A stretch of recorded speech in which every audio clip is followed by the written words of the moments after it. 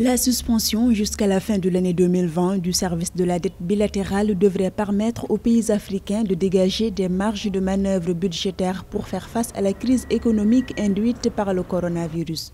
Cependant, l'impact de cette annulation sera bien faible comparé aux besoins effectifs d'après une récente analyse de Global Ratings appliquée sur 21 pays africains. Il est trop tôt pour dire si l'Afrique tirera un avantage de la réduction de la dette parce qu'en fait, le problème qu'on a en Afrique, c'est que nous n'avons pas d'épargne intérieure et nous n'avons pas un secteur privé qui est suffisamment fort pour pouvoir générer des ressources. Il faut réorganiser l'économie africaine et à partir de ce moment-là, on pourra avoir une dette d'investissement qui nous permettrait de générer, d'épargner. Les intérêts à payer cette année pour le service de la dette ciblé par le G20 pour ces pays ne s'élèvent qu'à environ 1,9 milliard de dollars.